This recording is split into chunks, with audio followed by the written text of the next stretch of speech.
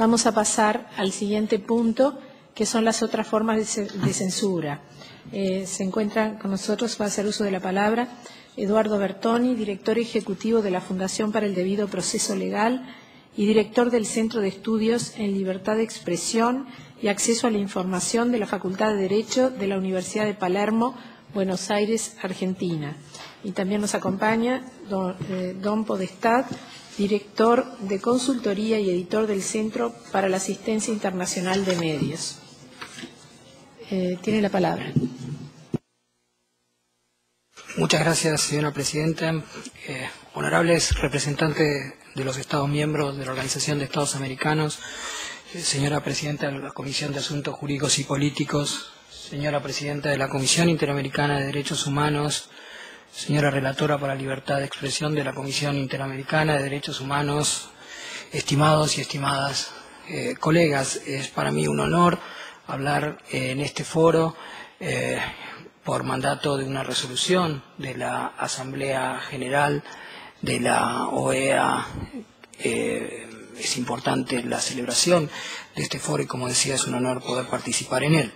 Se me ha pedido que hable esta tarde brevemente de otras formas de censura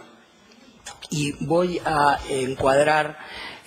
mi presentación comenzando por decir que, como todos conocemos y como la historia nos reconoce, en nuestra región, particularmente en los países latinoamericanos y en gran parte de ellos, hemos felizmente dejado atrás periodos oscuros de gobiernos dictatoriales y autoritarios, en donde el uso del aparato estatal se ejercía de una manera absolutamente brutal y violenta para generar censura y cercenar la libertad de expresión. En ese sentido, cuando hoy voy a hablar de otras formas de censura, me estoy refiriendo a que aún en democracia es posible la utilización del aparato estatal para generar censura o autocensura. Sin ánimo de hacer una lista exhaustiva, me permito mencionar, por ejemplo, la utilización de las leyes de desacato como mecanismos generadores de censura, la mala utilización o abusiva utilización de leyes de difamación criminal en general, el abuso de la utilización de leyes civiles para la protección de la privacidad y el honor, la existencia de leyes o regulaciones vagas o insuficientes sobre la distribución de la publicidad oficial, tema al que se va a referir mi colega don Podesta, las leyes o regulaciones insuficientes sobre la estabilidad laboral de periodistas, las leyes o regulaciones insuficientes sobre el acceso a la información pública, las leyes o regulaciones administrativas sobre control de contenido de los medios y autorizaciones incluso a censura previa para proteger otros derechos u otros valores, fundamentalmente las denominadas leyes de radiodifusión o leyes de radio y televisión,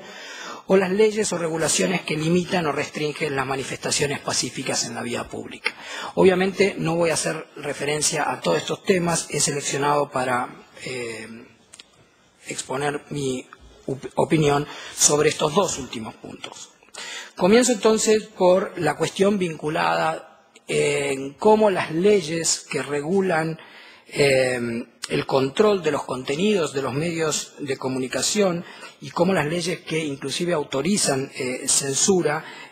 pueden generar estos casos de censura previa a otra forma de censura. Es interesante notar que en nuestra región ha habido en los últimos años una nueva discusión sobre las leyes de radiodifusión. Hay un renovado vigor en la discusión sobre la necesidad de modificación de leyes de radio y televisión. Dentro de estas leyes de radiodifusión me permito señalar tres temas que son los temas más debatidos cuando los estados se proponen hacer cambios a sus leyes de radiodifusión. Uno de los temas está vinculado con la posibilidad de realizar control de contenidos en función de la protección de otros derechos, y a eso me voy a referir en un momento. El segundo tema que tratan estas leyes de radiodifusión está vinculado con la posibilidad de, o mejor dicho, los mecanismos para distribuir las licencias o las concesiones de radio y televisión. Y el tercer punto es cómo se organizan los órganos de control que supervisan el cumplimiento de esta legislación. Dije que me iba a referir al primer tema, es decir, a la posibilidad de regular contenidos a partir de leyes o de regulaciones administrativas a los efectos de salvaguardar otros derechos o valores. La primera pregunta que nos tenemos que hacer es si esto es posible dentro del ámbito del derecho internacional, de los derechos humanos, y la respuesta es que sí es posible, pero de manera muy limitada. Para citar la Convención Americana de Derechos Humanos, que ha sido mencionada esta mañana, particularmente el artículo 13, su numeral 4 y 5, hace algunas referencias que nos permiten abonar la respuesta en cuanto a que sí es posible alguna limitación de contenido para proteger otros valores. Por supuesto, en nuestro hemisferio, también para la mayoría de los estados es vinculante la Convención Internacional sobre los Derechos del Niño, que también ofrece algunas posibilidades de control de contenido vía legislación de radio y televisión o regulaciones administrativas. Pero insisto, este tipo de regulaciones tiene que ser extremadamente limitada para estar de acuerdo con los estándares que ha venido proponiendo el Sistema Interamericano de Derechos Humanos. Particularmente, decía hace un momento, el artículo 13 y el numeral 4 ha sido ya interpretado por la Corte Interamericana de Derechos Humanos hace varios años, en el año 2001, al decidir el caso La Última Tentación de Cristo, Juan Pablo Olmedo Bustos versus Chile. En esa sentencia, la Corte fue muy clara al establecer, y dijo, cito, que el artículo 13.4 establece una excepción a la censura previa, ya que la permite en el caso de los espectáculos públicos, pero únicamente con el fin de regular el acceso a ellos, para la protección moral de la infancia y la adolescencia. Sigue la Corte diciendo, y cito textual, en todos los demás casos cualquier medida preventiva implica el menoscabo a la libertad de pensamiento y expresión. Es decir, nuestra Corte Interamericana de Derechos Humanos ha hecho una interpretación muy restrictiva en cuanto a la posibilidad de establecer regulaciones que permitan la censura previa. Y esto, por supuesto, es aplicable para todos los ámbitos, inclusive las leyes de radio y televisión o las regulaciones administrativas. Y, por otro lado, el artículo 13, numeral 5 de la Convención Americana habla de los discursos de odio, pero respecto de su prohibición dice solamente que es posible cuando el discurso se relaciona con la incitación a la violencia o cualquier otra acción legal similar. Es decir, no solamente la incitación, no simplemente está prohibido el discurso de odio, como lo establece el artículo 13, sino que además tiene que haber una incitación a la violencia o cualquier otra acción similar. A pesar que el derecho internacional es para mí bastante claro en cuanto a las limitaciones que se pueden y que se deben tener en cuenta a los efectos de regular contenidos, varias legislaciones en nuestra región, de todas formas, están manteniendo una redacción que, a mi modo de ver, ofrece problemas. Voy a citar, por ejemplo, la legislación en uno de nuestros países, la legislación vigente en uno de los países de la región dispone, y cito textual,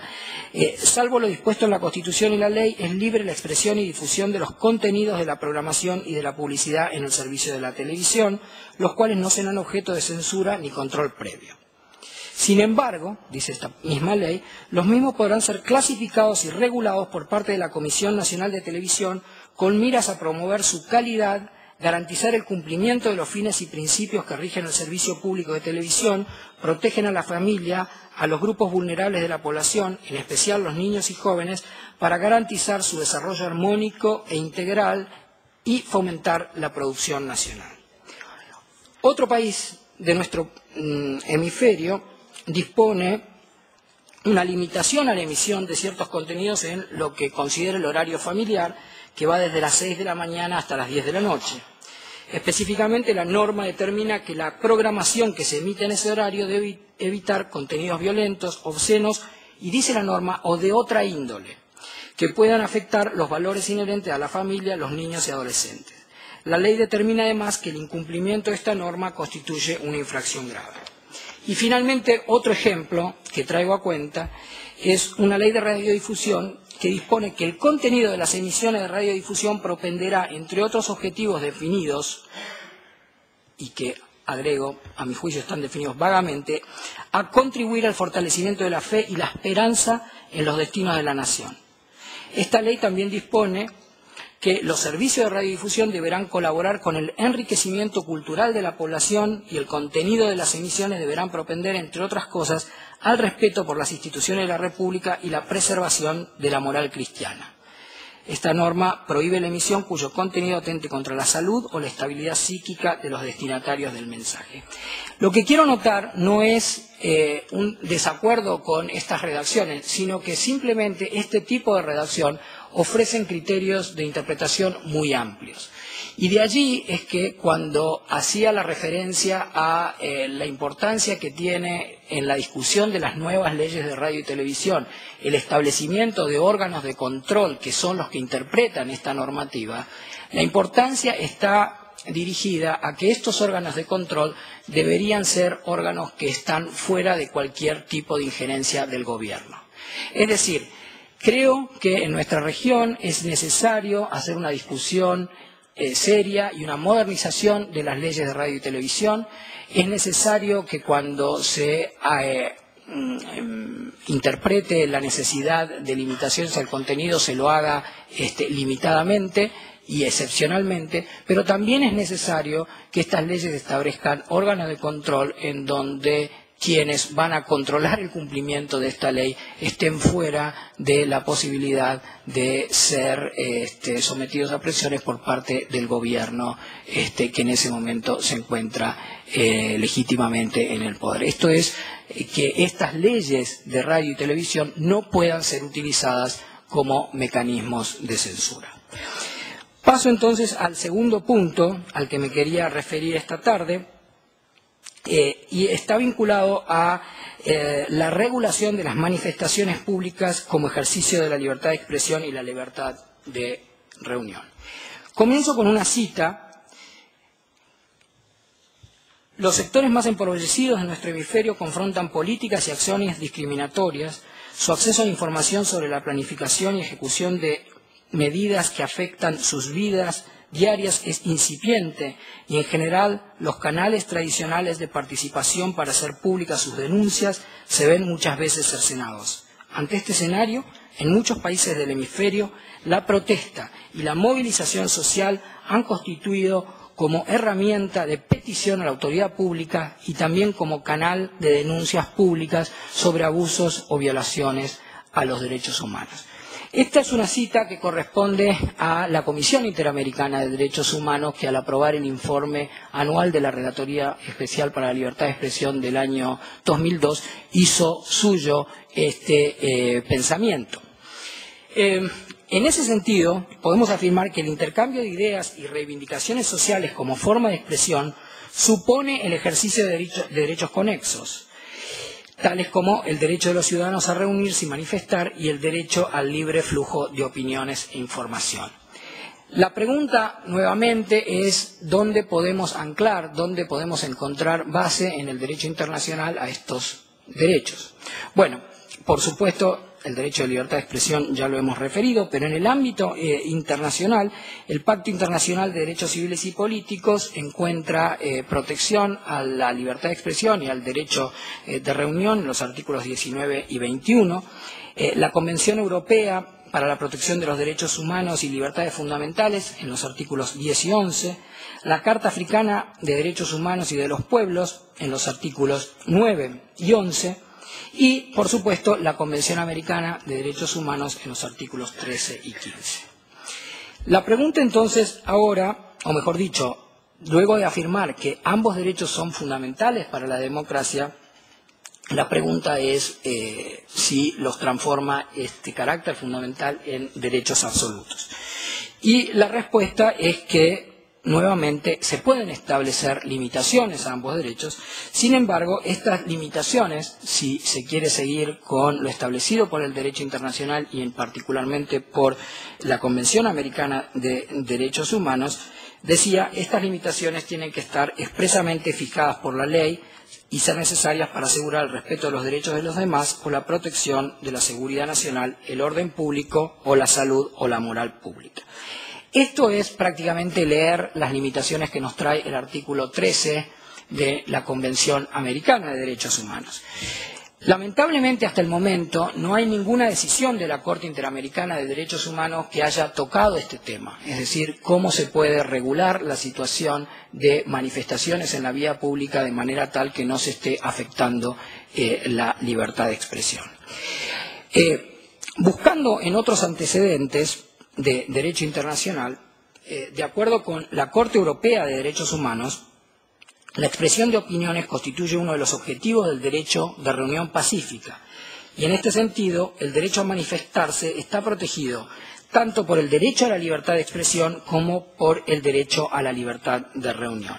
Esto lo ha mantenido la Corte Europea de Derechos Humanos desde muy antiguo. Cito algunos casos, el caso Vogt contra Alemania de 1995, el caso Redvenji contra Hungría de 1999, el caso Young contra Inglaterra de 1981 y podría citarse algunos casos más.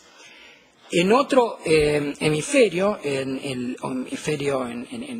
africano, la Comisión Africana de Derechos Humanos y de los Pueblos señaló también la intrínseca relación que existe entre los derechos a la libertad de expresión, el derecho de asociación y el derecho de reunión.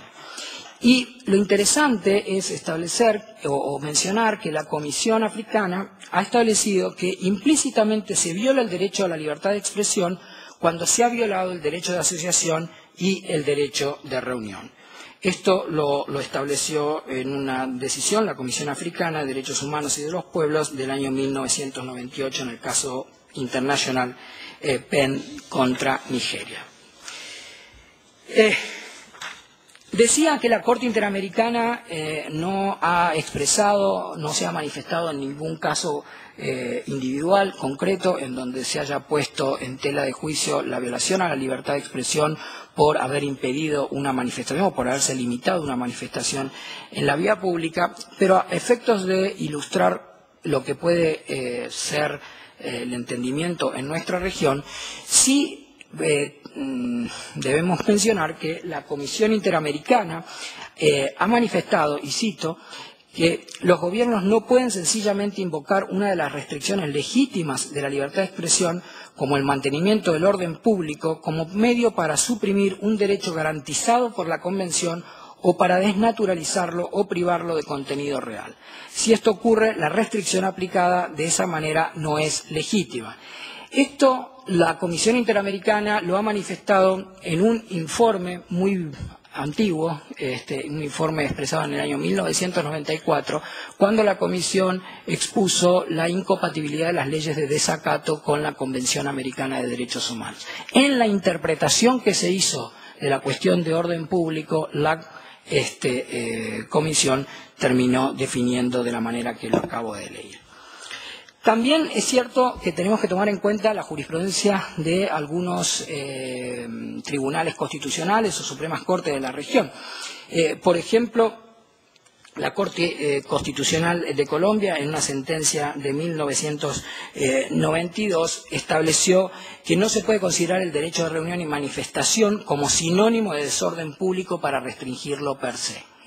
Esto también es un criterio importante a tener en cuenta cuando se estén pensando en regulaciones que pudieran estar generando censura a este tipo de manifestaciones. Y, por cierto, entonces, es posible establecer en las regulaciones ciertas limitaciones. La cuestión es ver cómo estas limitaciones están expresadas. Y estas limitaciones pueden estar expresadas de distintas maneras. Por un lado, pueden estar establecidas por ley, pueden estar establecidas por regulaciones administrativas, pueden estar producidas por decisiones judiciales y finalmente pueden ocurrir por decisiones de los funcionarios públicos, quiero concretamente decir los funcionarios de la policía que están controlando el orden en las manifestaciones públicas. En el caso de que existan regulaciones legislativas o leyes concretamente, encontramos algunas legislaciones que permiten una cierta limitación a las manifestaciones en la vía pública, pero limitaciones que están referidas al tiempo, al lugar y a la manera o el modo en el que se lleva a cabo la manifestación. Resalto entonces que lo que debemos ser cuidadosos es que para ser compatible con el sistema interamericano de derechos humanos y con las garantías de la libertad de pensamiento y expresión, ese tipo de legislaciones no podrían estar manifestando o poniendo en discusión la ejecución de una manifestación en la vía pública por su contenido. Es decir, regulaciones o limitaciones que tengan que ver con el tiempo, modo y lugar podrían ser aceptables, regulaciones que tuvieran o limitaciones que tuvieran que ver con el contenido, no. En el ámbito administrativo encontramos que en algunas regulaciones lo que se exige es una notificación previa a la manifestación a la autoridad de aplicación, muchas veces la misma policía. En ese sentido, el Comité de Derechos Humanos, el ex comité o el desaparecido Comité de Derechos Humanos de las Naciones Unidas, sostuvo en una decisión bastante antigua, de 1994, decía que el requisito en cuanto a que se notifique a la policía antes de realizar una manifestación no es incompatible con el artículo 21 del Pacto Internacional de Derechos Civiles y Políticos, el derecho de reunión. Pero, sin embargo, la exigencia de una notificación previa no debe transformarse en la exigencia de un permiso previo otorgado por un agente con facultades ilimitadas prácticamente y discrecionales. Es decir, no podría denegarse un permiso porque se considera que es probable que la manifestación va a poner en peligro la paz, la seguridad o el orden público, sin tener en cuenta si se puede prevenir el peligro a la paz o el riesgo de desorden alterando las condiciones originales de la manifestación, por ejemplo, la hora, el lugar, etc. Para ir terminando, el problema que estamos advirtiendo en varios países del hemisferio respecto de las manifestaciones en la vía pública, algunas organizaciones lo han llamado la criminalización de la protesta social. Esto es la posibilidad de utilización del derecho penal para criminalizar per se a la protesta social, es decir, la utilización del derecho penal para considerar como delincuentes a quienes están ejerciendo el derecho a la manifestación en forma pacífica. En este sentido, creo que siguiendo a la Corte se debe analizar si la utilización de las sanciones penales se encuentra justificada bajo el estándar de la propia Corte que establece la necesidad de comprobar que dicha limitación, en este caso la penalización, satisface un interés público imperativo necesario para el funcionamiento de una sociedad democrática. Y además es necesario valorar si la imposición de sanciones penales se constituye como el medio menos lesivo para restringir la libertad de expresión practicada a través del derecho de reunión manifestado en una demostración en la vía pública o en espacios públicos. Nuevamente, si bien podrían algunos casos encuadrar dentro del catálogo de delitos del derecho penal, el abuso de la utilización de la legislación del derecho penal convierte a este tipo de manifestación de expresiones en cuestiones vinculadas y que tienen, en cuestiones que hacen criminal la protesta social y que con eso pueden generar censura o autocensura. Y para terminar, decía yo que pueden existir en la práctica, en el momento en que se están llevando adelante las manifestaciones en la vía pública, pueden existir limitaciones, censura, impuestas por los agentes públicos que tienen el poder de policía. Por supuesto que los agentes pueden imponer limitaciones razonables a los manifestantes para asegurar que sean pacíficos o para contener a los que son violentos, así como dispersar manifestaciones que se tornaron violentas u obstructivas. Pero no obstante, el accionar de las fuerzas de seguridad no debe desincentivar el derecho de reunión, sino protegerlo. Por ello también, la desconcentración de una manifestación debe justificarse en el deber de protección de las personas. En definitiva, he tocado dos temas de lo que he llamado las otras posibilidades de censura, temas conflictivos, temas que vienen siendo motivo de discusión en varios países de nuestro hemisferio, pero creo que el prisma de observación de esta posibilidad de limitaciones y de que aparezcan estas nuevas formas de censura tiene que estar dado por el lugar fundamental que tiene el derecho a la libertad de pensamiento y de expresión en nuestro hemisferio, como se decía esta mañana recordando a decisiones de la Corte Interamericana, la piedra angular de la democracia. Muchas gracias. Agradezco mucho al doctor Bertoni por su completa exposición.